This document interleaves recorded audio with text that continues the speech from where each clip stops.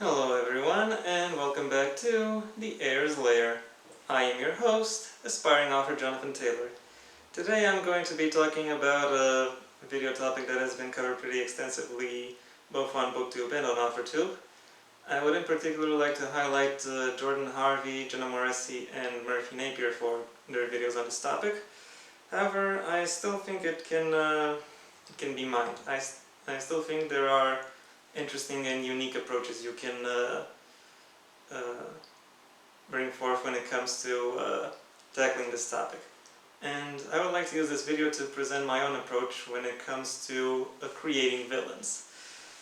The approach I have in mind is one that focuses on a central premise and then goes in 3 directions. That is not everything you need to know about creating a villain. However, these are the topics that are most prone to being resulting in errors.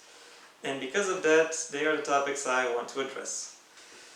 The central premise is that your villain is as much an important character in your story as your hero. Meaning that when it comes to creating the character, developing the character concept, the amount of effort, attention, and care you devote towards creating your hero needs to be replicated in the effort, attention, and care you give towards creating your villain. The concept for your villain should be as well developed as the concept for your hero. The hero can have a more extensive character arc, but still, they should start from their starting points should be similarly well defined. Okay, with that out of the way, let's go through the individual directions.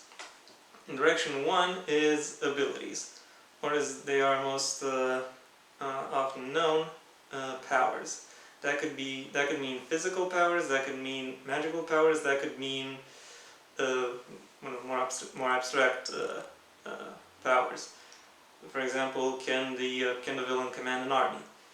Can the villain use some sort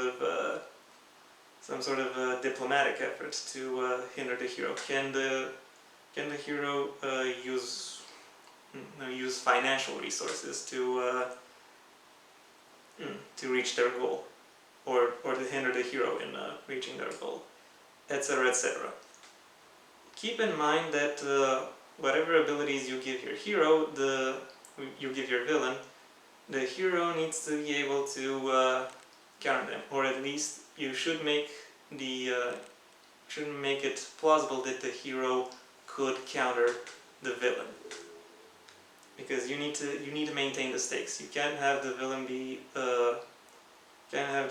too powerful all throughout the story, or the hero's victory will feel too hollow.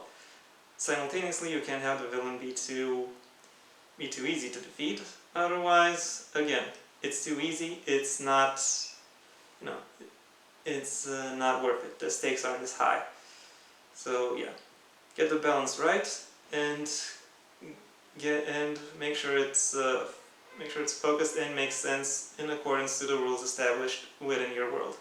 And also keep in mind that certain abilities might be less effective or more prone to get encountered when they are used more times. Keep that in mind. The second direction I want to talk about is motivation. The simplest way to realize the motivation is to say what the villain wants. Do they want to obtain a certain state, or establish a certain state, or accomplish a certain goal, retrieve a certain item, etc. You can also, that is something you can just say. You can also show if they have some kind of secondary reason they want to accomplish the motivation you give them, such as they think that is necessary for some secondary or larger goal, or they think that will accomplish something that leads to a result they find satisfying. That kind of thing. In order to flesh out the villain and establish their goals as being justified, you should also go into their backstory and explain how they reached that conclusions. What part of their experiences led them to believe that the goal they are following is in fact a righteous or worthwhile goal, and why is it that they think that the methods they are following towards it are the methods that are the most effective. The final direction I want to touch upon is also one of the more, it's also probably the most abstract, namely influence. What influence does the villain have on the story or on the world? How does the presence or the plan or the goal of the villain affect the world? Why should we care if the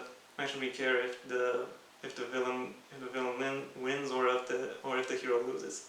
You should of course also develop the hero and establish why the hero deserves to win. But you also need to showcase the opposite. You need to showcase why it is important that the villain gets defeated.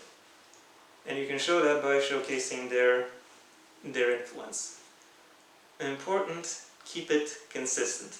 Because if for some reason the presence or influence of the villain changes something that wouldn't usually be changed by the influence of the villain, you have to explain why it now has that influence. Is the villain's influence somehow ever expanding, or is it, or has it changed for some reason or another after the parameters that have been initially established? So yeah, look into that. And that's pretty much all I had to say about this. I hope you enjoyed this video. Leave a like if you did. If you want to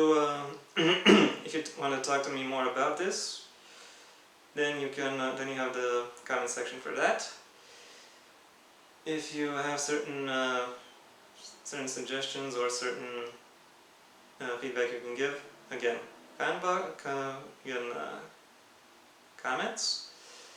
And if you would like to see me talking about this topic or a related topic more, then go ahead and subscribe. Especially because next week I'm going to expand the scope of this video and describe how one should create a rogues gallery. Until next time, I am Jonathan Taylor and this has been the Heir's Lair.